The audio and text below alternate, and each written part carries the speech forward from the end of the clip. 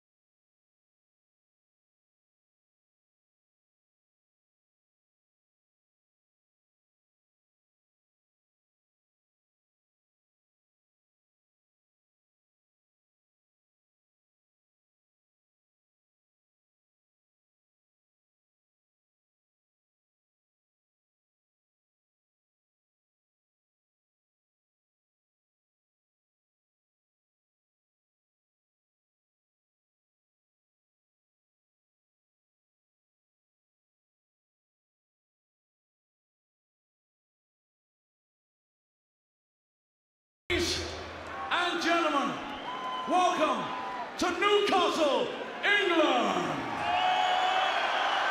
Eddie Hearn's Natural Sport Club represents 8 rounds of boxing in the heavyweight division.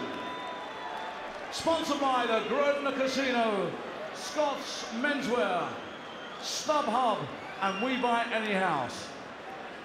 And a very warm welcome to the viewers joining us live here on Sky Sports, and to the millions of viewers joining us around the world. This is the Geordie Roar!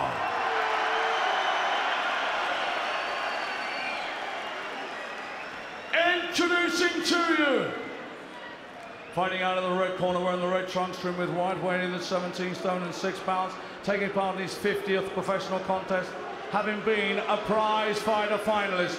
Ladies and gentlemen, here he is. Woo! The sensation, Jason Gavern! And now, ladies and gentlemen, fighting out of the blue corner, wearing the white trunks trimmed with black and gold, weighing in at 17 stone, 7 pounds, with a perfect professional record, 10 contests, 10 wins, all inside the scheduled distance. He is the 2-time ABA champion, an Olympic gold medalist. Ladies and gentlemen, please welcome a member of the British Empire, from Watford, England, it's AJ Anthony Joshua!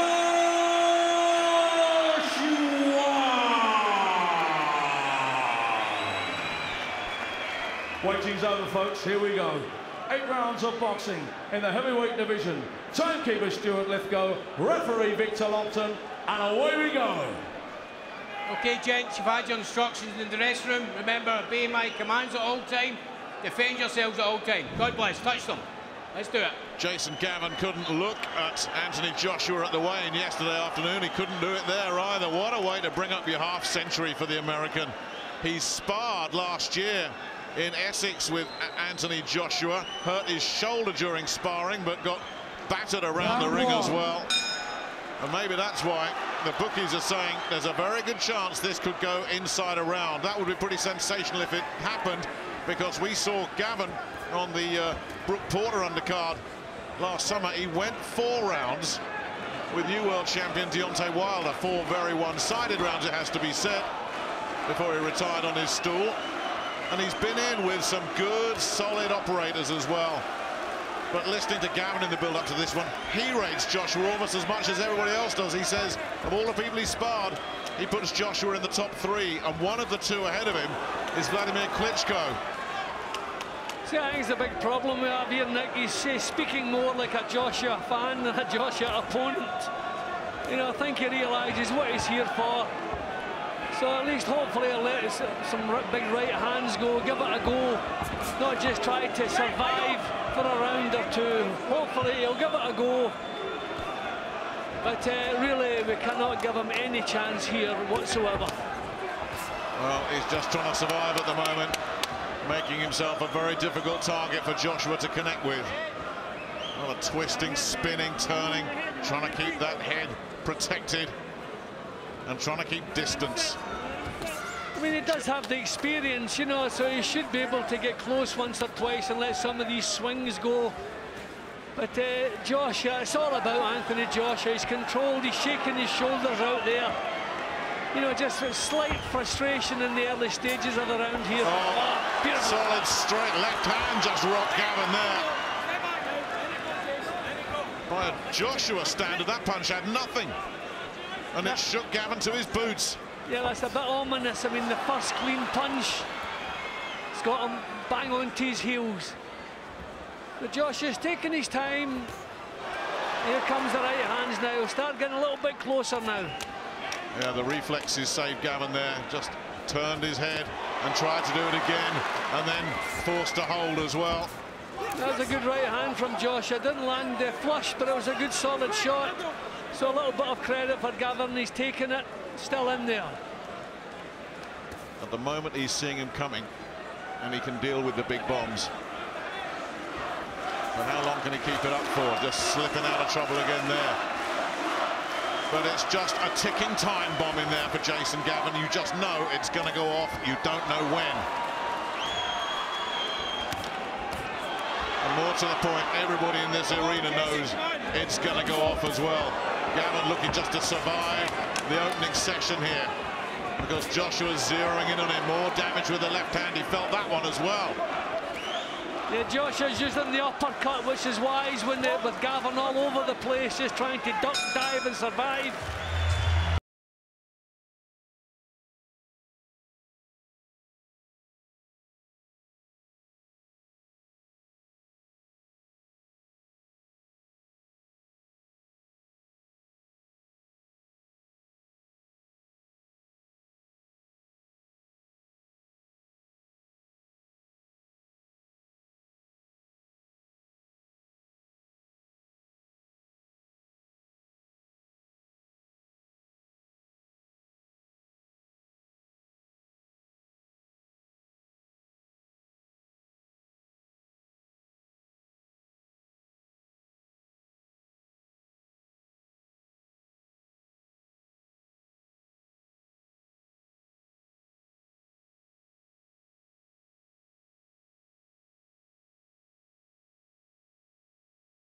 Knows one clean shot can get this job done. 7 down, round 2. Anthony Joshua has 4 first-round stoppages to his name. He has 5 second-round stoppages. Is this going to be number 6? The only man to go into the 3rd round with him is the German Konstantin Eirich. Again, Gavern, his reflexes getting him out of trouble from that right hand. So it's the left that comes into play yet again. And he's having a lot of success with the left here, Joshua. Well, I think a good tall heavyweight like Joshua, you want a good jab as you move up in levels. All the great heavyweights, or most of them, have had a real solid jab. And Joshua certainly possesses that, and he's beginning to use it now, moving behind it. I remember a while back at the York Hall, we had the great Larry Holmes with us, watching Anthony Joshua that night as well. And Larry started talking to Joshua about the jab. Anthony did a lot of listening. Body work with the left hand, then another shot with the left. You actually heard the punch there landing. That was a good shot that Gavern took. Give him his due. He's taking his bumps here. And he's avoiding the big right hands. He got away with another one there, just ducked underneath it. Body shot from Gavern. And then he gets out of trouble again, looking for the body again. Doesn't appear to be troubling Joshua with anything. Misses with the left hand this time. Didn't miss that time. 1, 2, 3, 4, 5. Gavern is complaining. 6, well, he was hit round the back 7, of the head. He wasn't. It was 8. a straight jolting shot.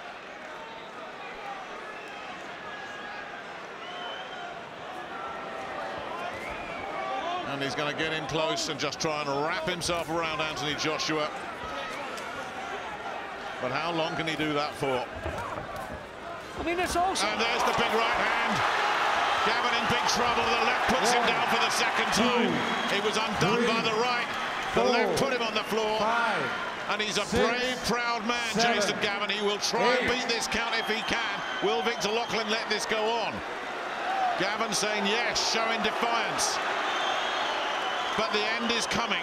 They are on their feet here in Newcastle, waiting for the last act. Surely one more solid shot will do it. Joshua zeroing in. That smile that's got an edge of malice to it on his face as he tries to measure up the veteran American. Well, I think the crowd warned to Gavern there because he had an excuse to get himself out of it, didn't take it, so he's back in there for more punishment, but this will not last much longer. Is he going to get through to hear the bell? That in itself would be a big achievement. And they may not. Right on the bell there. He was shaken again, but look at that little act of defiance. His trademark roar of woo to the crowd. Not going quietly, is he?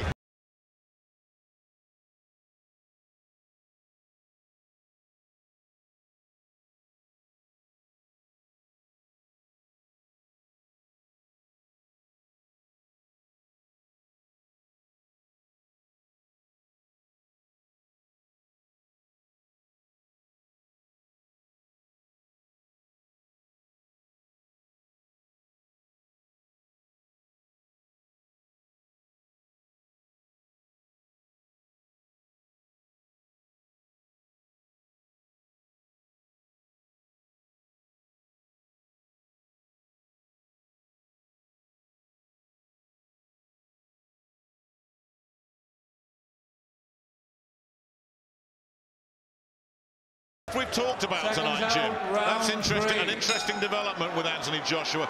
It's all been the big right-hand bombs up till now.